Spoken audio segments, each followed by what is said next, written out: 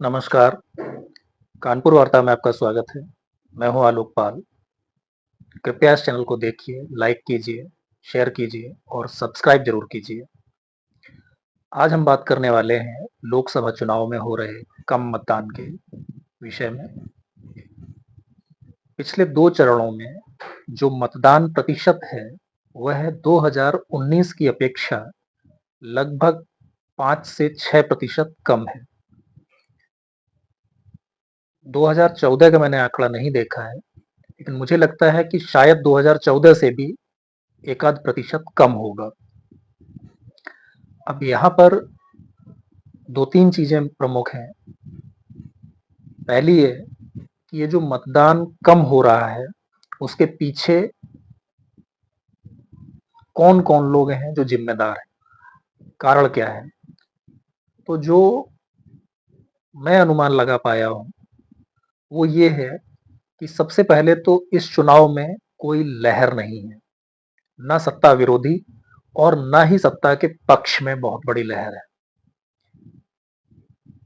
पक्ष में तो कुछ हद तक कही भी जा सकती है, लेकिन कम से कम सत्ता विरोधी लहर बिल्कुल नहीं है। तो चूंकि लहर विहीन चुनाव है, कोई ऐसा बड़ा मुद्दा नहीं है जिसकी वजह से लोगों में अति उत्साह हो, इसलिए इस चुनाव में मतदान का जो प्रतिशत है, वो थोड़ा सा कम है। इसके अलावा भी कुछ फैक्टर हैं, तो उन पर हम लोग बात करेंगे खास तौर से। तो जो फैक्टर हैं, उनमें कौन-कौन लोग जिम्मेदार हो सकते हैं? तो मेरा मानना यह है कि सबसे बड़ा जिम्मेदार अगर इसका कोई है, तो वो है चुनाव आयोग। चुनाव आयोग जो अच्छी तरह से जानता है कि भारत में मतदान प्रतिशत अन्य लोकतांत्रिक देशों की अपेक्षा, खासतौर से जो विकसित राष्ट्र हैं, उनकी अपेक्षा काफी कम रहता है। उसका एक बड़ा कारण यह है कि यहाँ का जो उच्च मध्यम वर्ग है या जो उच्च वर्ग है, वह तो वोट डालने जाता ही नहीं है, और जो वोट डालने जाता है वह भी कम से कम ऐसे मौसम में लंबी लंबी लाइनों में लगकर वोट नहीं डालना चाहता। मुझे लगता है कि जिस समय चुनाव शुरू हुआ है, उस समय तक चुनाव खत्म हो जाना चाहिए था। यानी कि कम से कम ये चुनाव 1 से 1.5 महीने लेट हो रहा है। दूसरा कारण गर्मी। एक तो वैसे ही गर्मी का मौसम है, दूसरा गर्मी जो है वो इस साल मुझे लगता है कि जितनी सामान्यता पड़ती है, उससे थोड़ी ज्यादा हो रही है। इस समय पर जो टेम्परेचर होना चाहिए, उससे थोड़ा ज्यादा टेम्परेचर हो रहा है।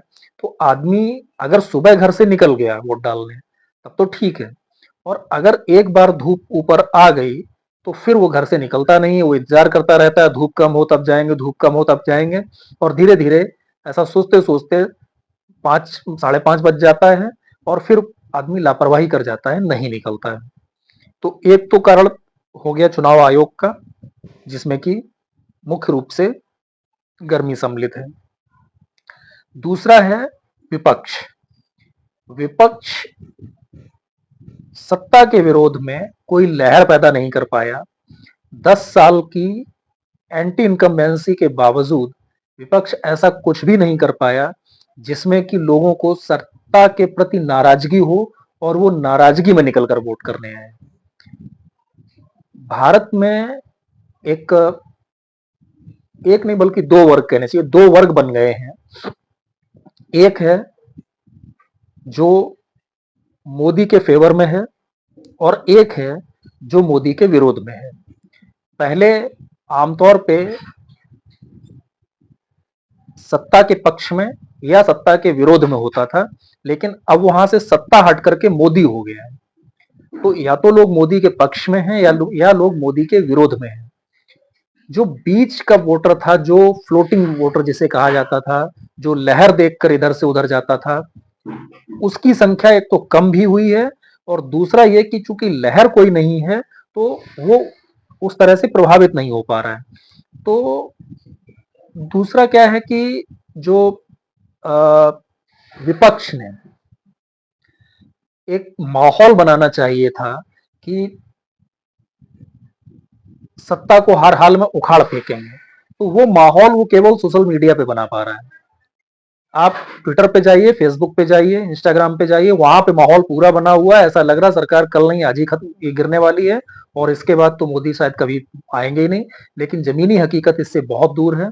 जमीन पर वास्तविकता ये है कि आम तौर पर आदमी मोदी का उस स्तर तक विरोध नहीं कर रहा है, और अगर जो कर भी रहा है तो उसे विकल्प नहीं मिल रहा है।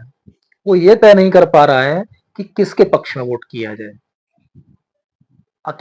अगर मैं उत्तर प्रदेश की बात करूं तो अकेले समाजवादी पार्टी बीजेपी का मुकाबला कर नहीं सकती। कांग्रेस लगभग खत्म हो गई है। बीएसपी ने जो उसका कोर वोट है दलित, यानी कि जो मायावती का सजातीय वोट है, उसको बीएसपी ने अभी तक इंटैक्ट रखा हुआ है। वो हाथी छोड़ करके किसी और पर मोहर लगाने को तैयार नहीं है। बाकी जो दलित हैं, जो मायावती के सजातीय नहीं हैं, वो पहले से ही ज्यादातर भाजपा के पक्ष में आ चुके हैं और वो अभी भी भाजपा के पक्ष में हैं। इसके अलावा एक दोष मोदी का भी है इस चुनाव में। जिस तरह से मोदी का कह लीजिए या भाजपा का कह लीजिए, मैं मोदी का मानता हूं, जिस तरह से मोदी ने नारा दिया अब की बार 400 पार, और उसको लेकर के मीडिया में जिस तरह की चर्चाएं हुई, जिस तरह से उस पर नैरेटिव गढ़े गए, तो उसमें जो मोदी के फेवर वाला वोटर है वो थोड़ा अति आत्मविश्वास में आ गया है। उसको लगता है कि वोट देने की जरूरत क्या है, 400 सीटें तो आ ही रही हैं। तो उसका भी एक ठीक ठाक प्रतिशत है। अगर 6% वोट कम हुआ है तो 6% में 3% तो आप ये मान के चलिए कि वो हुआ है केवल और केवल चुनाव आयोग की मूर्खता और गर्मी की वजह से। बाकी का जो 3% है तो उसमें आप 1.5% का योगदान दोनों का मान सकते हैं, विपक्ष का और मोदी का।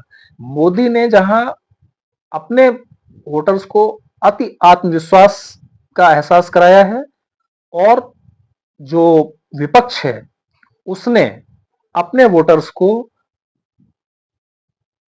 एक,